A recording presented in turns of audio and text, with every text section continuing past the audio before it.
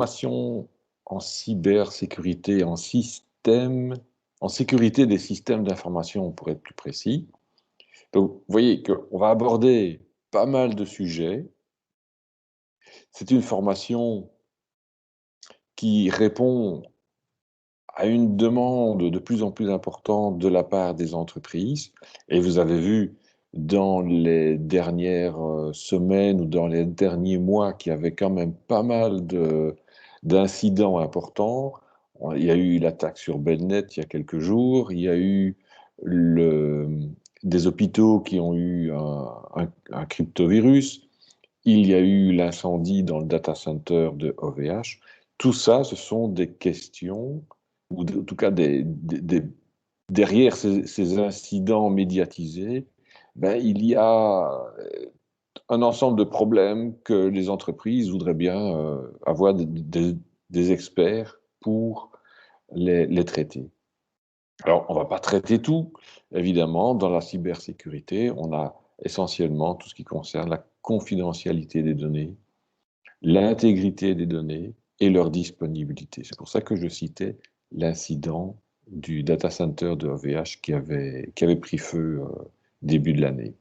Donc, il y a quand même pas mal de demandes de la part des entreprises, des grandes entreprises, mais aussi des petites entreprises.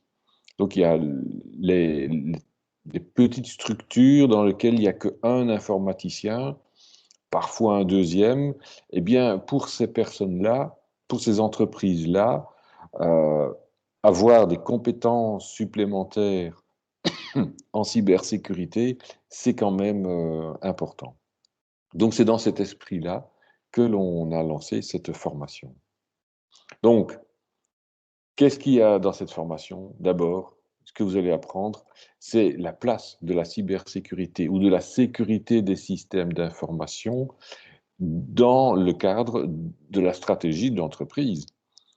On ne fait pas de la sécurité pour elle-même, mais on fait de la sécurité pour répondre aux attentes de l'entreprise, et les entreprises ont leur stratégie à elles, qui sont leurs stratégies globales, évidemment. On va aussi faire le lien avec la sécurité des réseaux. Donc tout ce qui est réseau informatique, c'est super important parce que c'est le point d'entrée, c'est le point de circulation à l'intérieur de l'entreprise, mais aussi à l'extérieur de l'entreprise. Bon nombre d'entreprises, évidemment, elles ont leur réseau à elles, mais ont plein d'équipements qui sont à l'extérieur de leur mur. Et donc, comment faire pour les sécuriser? Alors, pensez par exemple à Proximus, qui a des box chez tous leurs clients. Ben, c'est pas dans leur réseau à eux, c'est dans leur réseau, enfin, c'est chez les personnes, physiquement. Vous allez aussi faire de la sécurité par rapport aux serveurs, aux postes de travail et aux appareils mobiles. Et à la fin de cette formation, vous saurez comment sécuriser un réseau informatique d'une petite entreprise, d'une entreprise moyenne, et donc aussi de participer, par exemple, à une équipe de sécurité ou une équipe de réseau d'une entreprise plus grande. D'analyser une situation. Donc, quelqu'un nous appelle et nous dit « j'ai un problème de sécurité ». Qu'est-ce qui se passe? Qu'est-ce que je dois faire? Eh bien, vous serez en mesure de comprendre ce qui est en train d'arriver et de lui donner des conseils. Pratiquement, qu'est-ce qu'il faut faire? Parfois, c'est un peu trop tard, mais on peut avoir des recommandations pour que ça n'arrive plus. D'évaluer aussi le niveau de sécurité d'un programme ou d'une application qu'on utilise. Donc, on utilise plein d'applications toute la journée, plein de programmes. Oui, mais qu'en est-il en termes d'évaluation du niveau de sécurité? Voilà, alors pratiquement, hein, pour la partie réseau, vous saurez configurer les switches, les firewalls et tous ces équipements. Alors, des équipements pris tout seuls, ben, ils ont leur complexité à eux. Et puis, mis à l'intérieur du réseau, ça crée une complexité globale. Faire du monitoring, c'est-à-dire de surveiller le réseau, voir comment il se comporte, Je regarde mes chiffres de tous les jours et je dois me dire, tiens, est-ce que tout va bien ou est-ce qu'on est en train de se faire pirater? De regarder et d'identifier quelles sont les vulnérabilités, aussi dans les logiciels. Alors évidemment, on n'a pas accès au fin fond de tous les logiciels, mais au moins de regarder chez les fournisseurs de logiciels quelles sont les vulnérabilités qui ont été publiées. Par exemple, chez Microsoft, une fois par mois, le deuxième mardi du mois, ils publient tous les correctifs de sécurité pour l'ensemble de leurs produits. Ben, l'expert en sécurité doit pouvoir regarder ces vulnérabilités quand elles sont publiées et dire ah ben oui, on est concerné, c'est le produit que nous avons, la version, et on est dans ce cas-là. Est-ce que c'est grave? Ah, peut-être que oui, peut-être que non. Ou alors de dire ben non, ce produit on l'a pas, on l'a pas acheté, on l'a pas installé et on n'est pas concerné par la vulnérabilité qui a été publiée. Ben, il n'y a pas que Microsoft qui fait ça. Tous les éditeurs de logiciels sérieux le font avec des fréquences différentes, bien entendu. Vous serez aussi en mesure de concevoir un système, un programme qui respecte les bonnes pratiques du développement sécurisé, de comment faire un logiciel qui est résistant tant qu'on peut, en tout cas un minimum de résistance aux attaques qu'il pourrait subir, que ce soit un site web, une application mobile ou un programme qui tourne sur un serveur. De mettre en pratique, de vérifier, de voir comment les outils fonctionnent pour sécuriser les machines, qu'elles soient des serveurs ou des postes de travail, hein, avec le télétravail qui se développe, comment est-ce qu'on peut estimer, vérifier et faire des recommandations pour que tout cela se passe de manière à ne pas mettre les données de l'entreprise en risque. Et puis de voir un petit peu à un certain moment, est-ce que nous sommes piratés? Qu'est-ce qu'on peut faire dans ce cas-là? Comment est-ce que je peux éviter d'avoir des piratages? Alors, tout ça, il y a des recommandations, des techniques et des outils. En termes de formation et de débouchés de cette formation-là, ben, vous voyez qu'il y a énormément de possibilités. Si vous regardez dans les annonces sur les sites tels que le forum et autres, eh bien, vous allez voir que on demande plein de personnes qui ont des compétences en sécurité. C'est un domaine qui est tellement vaste. Hein, ce n'est pas que faire regarder si les réseaux sont suffisamment protégés, c'est aussi de prendre des mesures, de piloter quand il y a des incidents, de les piloter. Donc, en termes de job, il y a une très grande variété de possibilités. Alors, pas seulement en termes de consultant, mais aussi parfois comme collaborateur dans une équipe d'informaticiens d'une petite entreprise dont on fait autre chose que uniquement de la sécurité. Ben, il faut faire le dépannage des PC, il faut faire l'installation des nouveaux serveurs, faire évoluer les programmes. Mais quand on a des compétences en sécurité, ça permet aussi de le faire de manière beaucoup plus sécurisée. Alors, à qui s'adresse cette formation? Elle s'adresse vraiment aux personnes qui ont déjà un bachelier en informatique. Alors, il y a des bacheliers en informatique de gestion et des bacheliers en système. Donc, ce sont deux grandes filières de formation chez nous. Si vous êtes de l'une ou de l'autre, vous pouvez vous inscrire. Si vous n'avez pas encore votre bachelier, alors soit que vous allez l'avoir bientôt, et soit que vous ne l'avez pas, mais que vous avez travaillé un certain nombre d'années dans l'informatique, il est possible de faire valoriser votre expérience professionnelle et de quand même accéder à la formation. Dans ce cas-là, il y a un petit dossier à rendre et à déposer au secrétariat. Il faudra vérifier auprès du secrétariat quelles sont les dates. Et puis, il y a une petite évaluation de la part de l'enseignant qui va voir si vraiment vous avez les compétences pour le faire. Alors, dans ce bachelier, vous avez les personnes qui ont fait la promotion sociale, qui ont enfin, les formations en promotion sociale telles que chez nous, ou dans toute autre école de promotion sociale, c'est tout à fait équivalent. Et on regarde plus particulièrement si vous avez eu les cours de base de réseau. C'est super important, ce cours-là. C'est vraiment un cours élémentaire. Et s'il y a longtemps que vous n'avez plus fait de réseau, calculer des masques de sous-réseau, regarder comment fonctionnent les trames, les différentes couches du modèle OSI. Donc tout ça, on va les utiliser. Vraiment, et de manière intensive, puisque vous allez voir un peu plus loin, je vais vous montrer le nombre d'heures qu'il y a en sécurité des réseaux, c'est vraiment un des plus gros cours. Intéressant aussi, c'est d'avoir des bonnes compétences en programmation. Donc, programmation orientée objet, programmation procédurale.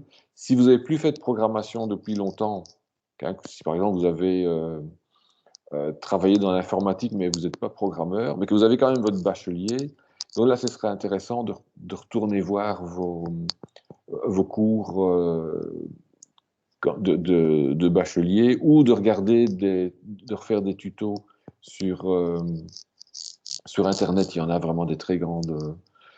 Donc, on s'attend à ce que vous ayez déjà de bonnes connaissances en réseau et en programmation.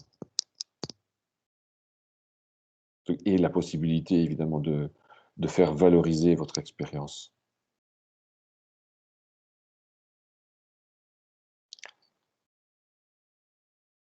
Alors, qui organise cette formation? C'est comme dans beaucoup de formations, c'est une codiplomation, c'est une coopération entre plusieurs établissements. Il y a l'EFEC, nous, les FEC promotion sociale, et il y a l'Institut Cardinal Mercier, qui est vraiment une école d'enseignement technique, dans le sens, voilà, c'est pas du business qu'ils font, c'est des technologies, une école de technologie super intéressante, c'est pour ça qu'on a bien travaillé avec eux. Et donc, dans la formation, vous allez voir que vous allez rencontrer des enseignants qui viennent des deux écoles et qui sont en tout cas, qui collaborent ensemble. Et dans ces deux écoles, vous allez bien voir qu'à certains moments, on passe à des technologies vraiment de pointe et des technologies qui sont, enfin pas des technologies, mais des considérations qui sont beaucoup plus business. Quelle est la stratégie? Comment est-ce qu'on va s'organiser? Qui est responsable dans une entreprise? Donc toutes ces questions seront débattues. Et donc, voilà, on a essayé de faire un maximum de laboratoires et d'exercices. Évidemment, il y a de la théorie, et puis il y a des exercices et des laboratoires. C'est pour ça que le nombre d'heures est assez conséquent. Où est-ce que ça se passe? Ah, est-ce que ça vient?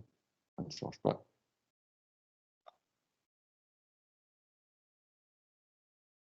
Voilà. Où est-ce que ça se passe, cette formation? Eh bien, ça se passe pour une partie des cours sur le site de l'EFEC, donc à Woluwe. Et puis d'autres cours, en gros, ce sont les cours pratiques et de laboratoire, qui vont se donner à Schaerbeek sur le site de l'Institut Cardinal Mercier. Donc là, vous devrez vous déplacer soit sur un site, soit sur l'autre. Mais ne vous inquiétez pas, l'horaire indique exactement où ça se passe.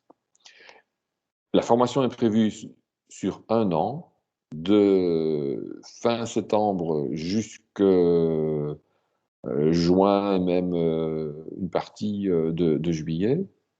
avec une clôture qui se fait en septembre de l'année suivante. C'est en horaire décalé, donc c'est le lundi, le mardi, mercredi et jeudi, à partir de 18h jusqu'à 21h30. En général, c'est jusqu'à 21h30. Et puis le samedi, c'est surtout les journées qui sont dédiées au laboratoire et aux travaux pratiques. Là, c'est de 9h jusqu'à 16h20. Et c'est essentiellement, ces cours-là seront sur le site de l'Institut Cardinal Mercier.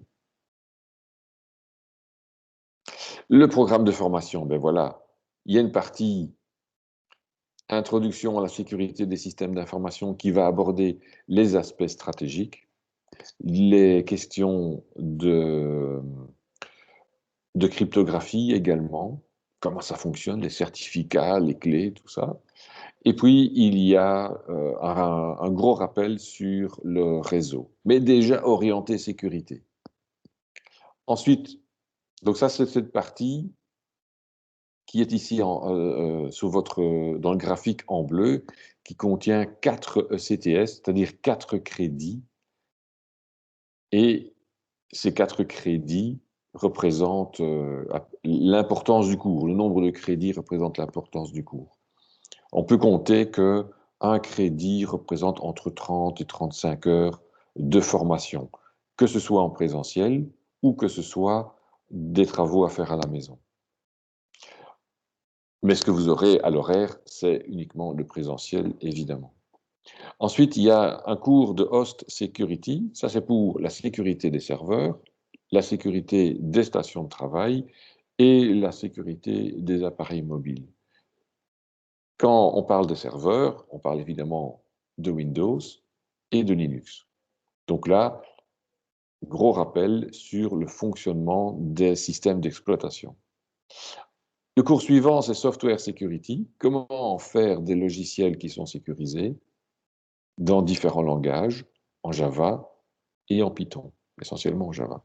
Donc, comment est-ce qu'on va sécuriser les applications? Et donc, quand on voit une application web qui se fait pirater, bah, c'est que probablement qu'au niveau du software, alors je dis probablement parce que c'est peut-être au niveau de la configuration ou du réseau, une des causes possibles, on va dire, c'est que le logiciel n'a pas été suffisamment blindé ou que de nouvelles vulnérabilités ont été trouvées depuis et que les pirates arrivent à exploiter. Network Security, vous voyez, un gros cours aussi, beaucoup d'heures, je pense que c'est plus de 100 heures de cours pour celui-là. Eh bien là, c'est tout ce qui est réseau. Les réseaux d'entreprise, les architectures, l'organisation de ces réseaux, la segmentation. Donc ça, les firewalls, comment configurer un firewall, un routeur, enfin, toutes ces questions fondamentales pour la sécurité des réseaux. Et puis le dernier, c'est Incident Response and Forensic. Donc là, c'est un domaine, dans l'horaire, c'est le dernier cours. Eh bien, dans ce cours-là, on va aborder les aspects de gestion des incidents. Comment est-ce qu'on doit réagir pour ne pas avoir un effet de panique, en tout cas chez les informaticiens? Comment est-ce qu'on va les prévenir? Et la partie forensique, ça correspond à comment va-t-on collecter des preuves suffisamment valides pour éventuellement devoir un jour les présenter devant un tribunal, devant des enquêteurs, puisqu'il y a tout un aspect légal à la cybersécurité, de pouvoir montrer d'où viennent les attaques, par exemple, et de pouvoir identifier qui nous a attaqués. Là, vous avez le détail, et vous voyez que Network Security, c'est même plus que 100, c'est 120 heures. Donc c'est le gros cours. Donc ça, c'est vraiment le cœur de la formation, mais ce n'est pas le seul point important. Donc les autres sont tout aussi importants. Vous voyez que c'est quand même 460 périodes. Alors on dit des heures, mais en fait ce sont des heures de 50 minutes. Donc 460 sur une année. Donc c'est quand même une année bien remplie. Ça s'organise de cette manière. Vous avez à gauche, d'abord l'introduction à la sécurité des systèmes d'information, 60 périodes. À la fin de cette unité d'enseignement, il y a un examen qui vous permet d'accéder au cours suivant. C'est comme ça que le dossier pédagogique auprès du ministère a été construit et on est obligé de respecter ce dossier pédagogique. D'ailleurs, en début de chaque cours, je fais chaque fois un rappel du dossier pédagogique en insistant sur les prérequis, les conditions d'évaluation et ainsi de suite. Donc, ce que vous voyez, c'est qu'une fois que vous avez fait l'introduction, en tout début de formation, ça nous met vraiment dans une... Ça va construire le contexte dans lequel on va poursuivre la formation. Donc, on ne va pas vous former en petit hacker, on va vous former en personne capable de défendre les entreprises. Host Security, Software Security, Network Security, et puis pour terminer, Incident Response and Forensic. Grosse partie aussi. Voilà pour cette formation super intéressante.